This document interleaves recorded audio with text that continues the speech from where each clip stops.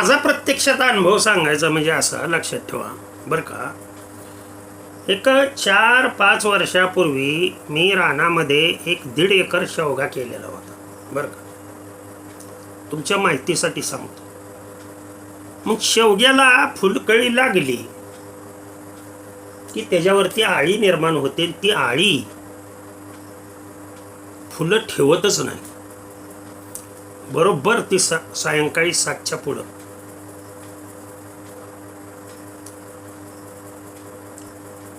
मग मी फवारा मारताना, लक्षात ठेवा हे नॅचरलच सगळे, पण फवारा मी दिवसा कधी मारला नाही बरं का. तुमच्या माहितीसाठी सांगतो. फवारा मी मारायचो 8:30-9च्या पुढे. येऊन परिसरामध्ये तुम्ही विचारा माझ्या, वैस सर फवारा कधी मारत होते म्हणून, ते सांगतील तुम्हाला. सायंकाळी 1 वाजेपर्यंत त्या याच्यामधून फवारा मारायचो, नष्ट व्हायचं. पण पुन्हा पुन्हा माझ्या लक्षात हे आलं की आपण विनाकारण कष्ट घेतोय. हे नॅचरलच मारतोय आपण त्याच्यावरती.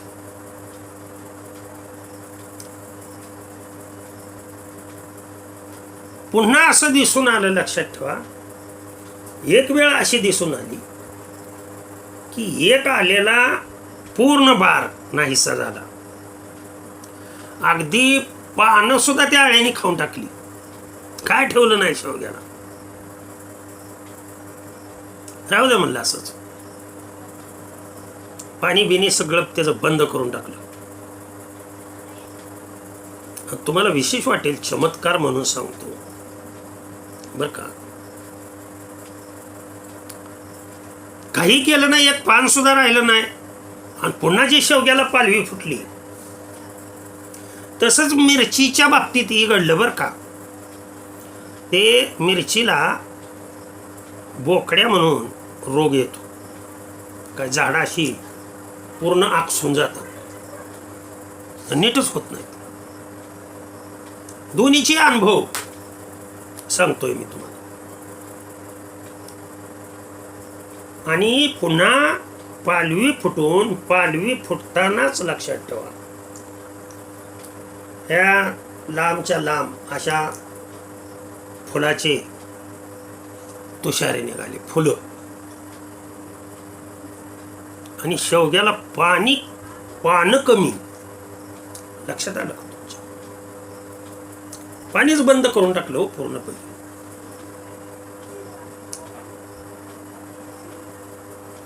म्हणजे प्रत्येक जीवाला लक्षात ठेवा, जन्म कुठून मिळालेला आहे. पंचमहाभूताकडून जन्म मिळाला आहे. बरोबर आहे का.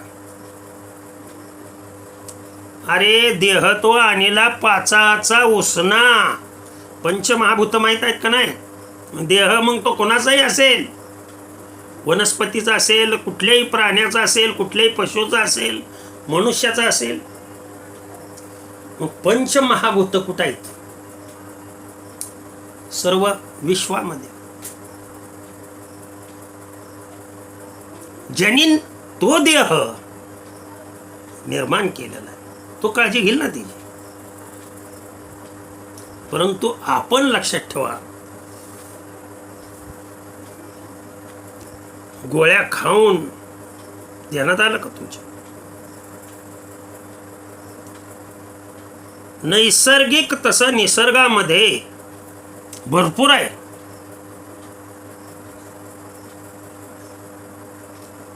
पालवी त्याला फुटून शेंगा लागून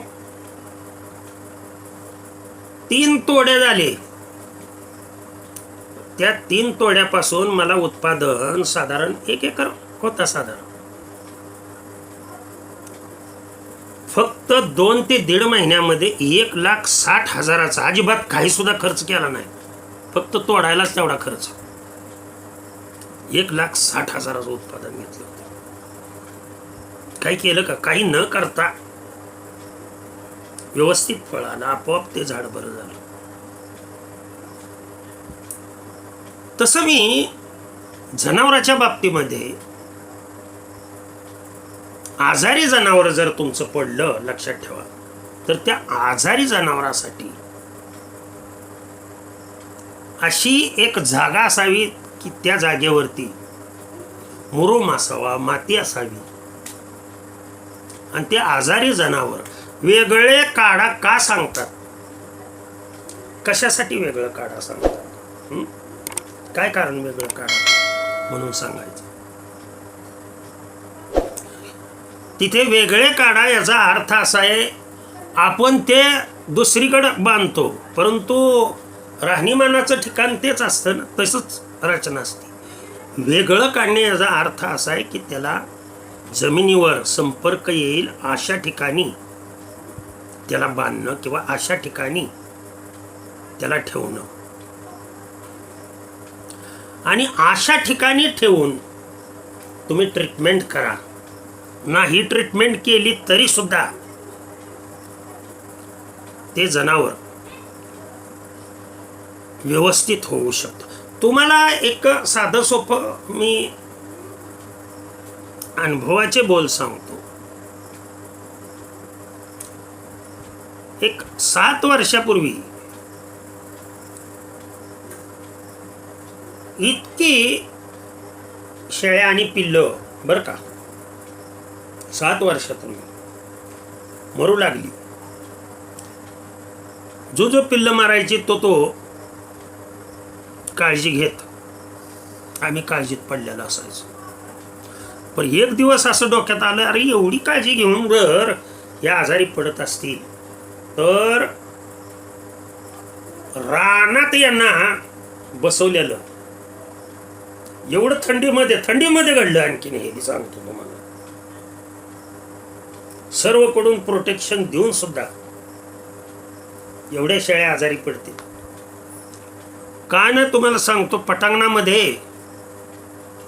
ही शेळ्या आणि त्यांच्याबरोबर त्यांची पिल्लं सोडली. रात्रभर आईच्या कुशीमध्ये. 1-2 दिवसात मला फरक असा जाणवला बरं का. रानात बाहेरच्या बाजूला खडकावर बांधलेल्या शेळ्या मी काय करायचं, दिवस तिथं ठेवायचं, त्याच्याबरोबरच पिल्लं ते सोडून मरू द्या, मरली तर मरू द्या. आजारी पडणाऱ्या शेळ्या सगळ्या मुक्त झाल्या तिथे. त्याच्यामुळे तुम्ही येऊन माझ्या शेडमध्ये पहा, तुम्हाला असं दिसेल निम्म्या भागामध्ये माझ्या फरशी आहे आतमध्ये, मात्र शेडचा जो पूर्ण बाहेरचा भाग आहे तिथे पूर्णपणे तुम्हाला मुरूम दिसेल. येतंय का लक्षात? कुठल्याही प्रकारे मी माझ्या शेडमध्ये अजिबात थोडीही रचना ते उंचावर बांधायचं भिजतंय ते,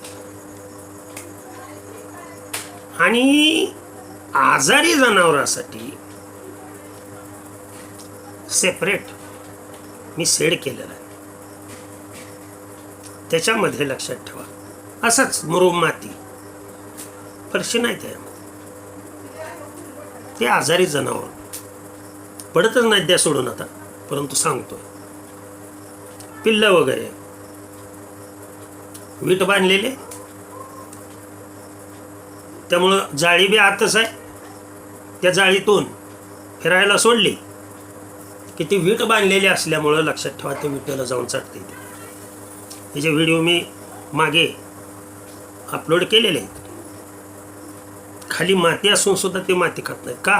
कारण वीट मिनरल मिक्सचरची जी वीट आहे कडक लक्ष क्षार मिश्रणाची, त्या विटेमधून त्यांना भरपूर काही मिळतं. आणि शेळी जरी आजारी असेल तर तिला त्या पिल्लात आम्ही तिथं सोडतो. काय नाही, ती मारत नाही, काय नाही. खाली बसून तुम्हाला सांगतो आयुर्वेदिक नेहमीचे विलाज आहेतच. हे आयुर्वेदिक विलाज करून सुद्धा